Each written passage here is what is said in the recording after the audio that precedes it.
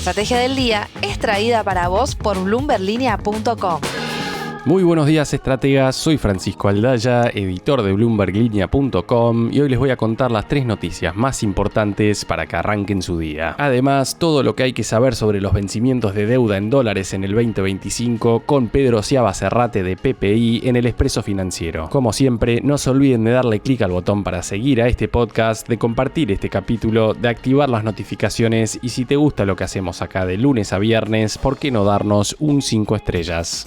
1. Muchos inversores y analistas entraron en modo euforia ayer cuando vieron en los distintos portales una caída abrupta del índice ENVI hasta los 454 puntos básicos, es decir, 115 puntos menos que el cierre del lunes. Pero el éxtasis duró muy poquito y ya desde el vamos era raro que los bonos soberanos no estuvieran subiendo tan drásticamente como lo sugería el riesgo país. Y fue el propio JP Morgan que llegó para aclarar que todo se trató de un error técnico y el índice fue corregido por la tarde, volviendo a reflejar 560 puntos básicos. Efectivamente se trató de una caída frente al lunes, pero solo de 9 puntos en lo que fue un día difícil para los mercados internacionales, con subas en los rendimientos de los bonos del Tesoro, caídas del equity y también para la mayoría de los bonos latinoamericanos. Desde el banco de inversión dijeron que el error se debió a un descalce técnico relacionado con la metodología de liquidación de precios de los bonos argentinos. Según nos explicó el economista Federico Martínez García, esto suele ocurrir en fechas cercanas al pago de cupones y amortizaciones como la que se viene el 9 de enero. No fueron pocas las cuentas en X que salieron a festejar el aparente desplome, pero se trató de una falsa alarma.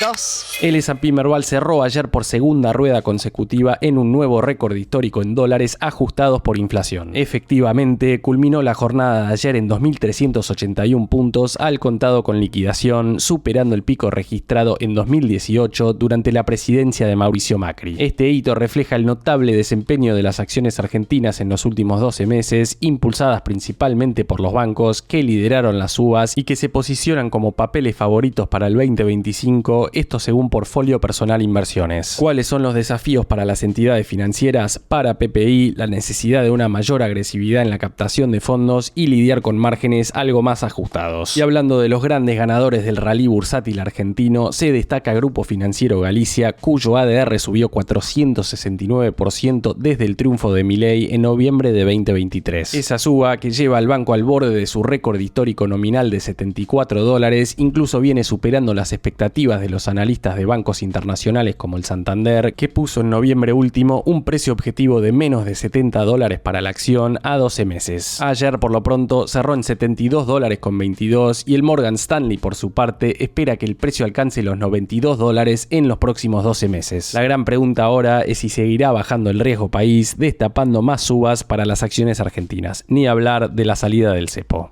3. El gobierno de Javier Milei cerró el 2024 sin déficit fiscal, un logro que no se veía desde el 2008 gracias a un fuerte ajuste en el gasto público. Uno de los pilares de esta estrategia fue la reducción del empleo público con la eliminación de 36.000 puestos de trabajo, lo que representó una disminución del 7,2%. Así lo informó ayer el gobierno, que detalló que el recorte incluyó una caída del 10,4% en la administración pública nacional y del 13,1% en las empresas estatales. Estos recortes generaron un ahorro a futuro estimado en $4.012 millones, según los datos que brindó el Ministerio de Desregulación que conduce Federico Sturzenegger. El ajuste también impactó en otras áreas clave del gasto primario, que cayó del 17,1% al 13,6% del PBI, su nivel más bajo desde el 2000. Los mayores recortes se dieron en gastos de capital, prestaciones sociales, subsidios económicos y transferencias a las provincias. Además, los salarios públicos registraron una caída del 20% en términos reales respecto a 2023. Para este 2025, los analistas anticipan que el gobierno mantendrá la disciplina fiscal como ancla del programa económico, sin margen para relajar el ajuste y con el desafío de estar en un año electoral. Y parte de ese ajuste que sigue llegó este lunes cuando Milei firmó un decreto recortando en 80% los salarios de los directores de la ARCA ex AFIP. Veremos ahora si Milei logra su próximo objetivo, que es reducir la cantidad de trabajadores de menor rango, teniendo en cuenta que Argentina tiene casi 5 veces los empleados tributarios que lo que se ve en Brasil.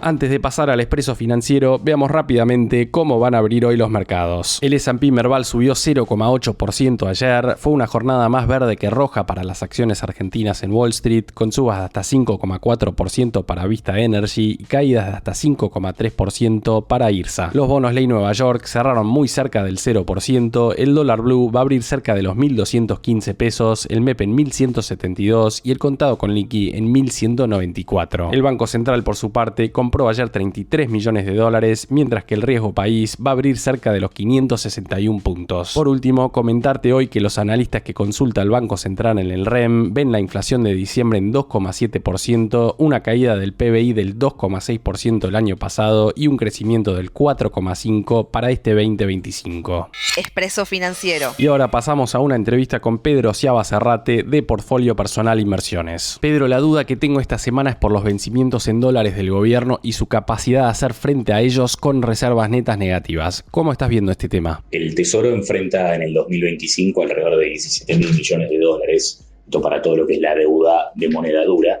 alrededor de un 3% del PBI, y que si tomamos todos los instrumentos reestructurados en septiembre del 2020, los pagos de capital a intereses de estos títulos, entre bonares, globales en dólares y globales euros, suman alrededor del 53% del monto que les comentaba al principio. Básicamente ya sabíamos con anterioridad que esta situación iba a darse de esta manera por la estructura que tenían los títulos, que habían buscado una ventana de liquidez en los primeros años, y a partir del 2024, en el caso de los 30 y ahora ya en el 2025, pagando los 29, los 30 en mayor cantidad, lentamente también se van a sumar los 46, empiezan a devolver el capital, y entonces ahora el perfil de pagos sí ya se empieza a tornar más desafiante. ¿Qué quiero decir con esto? No es solamente la visión del 2025, sino también que la Argentina en los próximos 10 años va a requerir para el pago de los instrumentos reestructurados en septiembre del 2020 algo así como 11.800 millones de dólares promedio anual. Claramente el mercado, dada la situación de reservas netas, donde de verdad estamos en un cambio de contexto macroeconómico general muy, muy relevante, en una situación donde ya las cuentas públicas se ordenaron en el 2024, que probablemente el ajuste fiscal se sostenga en el 2025. Sin embargo, el nivel de salida, o sea, las reservas netas actuales, si constatamos la llegada de los dólares del RIPO, esos casi 1.000 millones de dólares que se tomaron con bancos privados, estaríamos en un nivel de reservas netas más o menos negativo todavía, en 9.800 millones de dólares. Hacia adelante, claramente esta situación, como todos los países del mundo, generalmente no pagan cash las deudas, generalmente las rolean, las refinancian en el mercado internacional de capitales, cosas que la Argentina, incluso en la situación actual de lenta normalización de los rendimientos de los títulos, todavía tiene cerrado.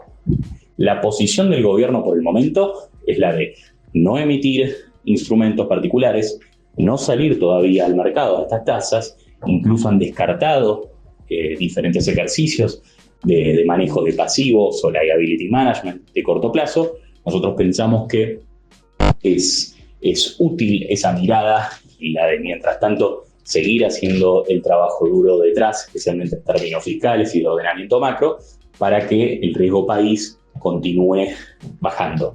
Si más o menos tomamos un riesgo país de 560 puntos básicos, todavía estamos a una distancia de la mediana de toda la administración Macri, que tuvo alrededor de los 480 puntos básicos, y del mejor momento del 2017, de más o menos 400 puntos básicos. Hay que tener en cuenta que en ese momento también las tasas a nivel global, si uno mira los treasuries, por ejemplo, de Estados Unidos, estaban entre 250 y 150 puntos básicos, dependiendo la maturity de esos títulos, por debajo de los niveles actuales. Con lo cual la Argentina todavía tiene que seguir haciendo el trabajo, tiene que seguir recortando el spread de crédito, y yo creo que en algún momento del segundo semestre del 2025, incluso en el primer semestre del 2026, y acá por supuesto teniendo en cuenta que este va a ser un año electoral, que vamos a tener el ejercicio de las elecciones de mitad de término en el medio, lo cual por supuesto podría llegar a tener algún impacto, pero en algún momento de ese periodo sería muy bueno, me parece, para los instrumentos de deuda y para que continúe este sendero de normalización de tasas, que la Argentina pueda volver al mercado. La frase del día.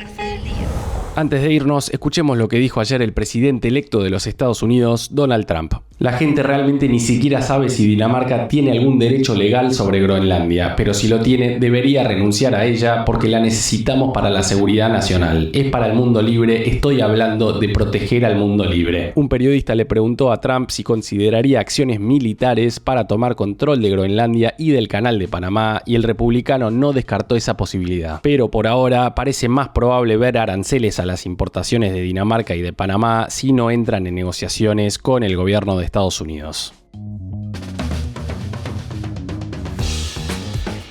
Esto fue un nuevo capítulo de la Estrategia del Día Argentina. Yo soy Francisco Aldaya, editor de Bloomberg Línea, y me podés seguir en X en @franaldaya. No se olviden de darle clic al botón para seguir a este podcast y a la campanita para que se enteren al instante cada vez que sale un capítulo de lunes a viernes. Espero que tengas una gran jornada productiva.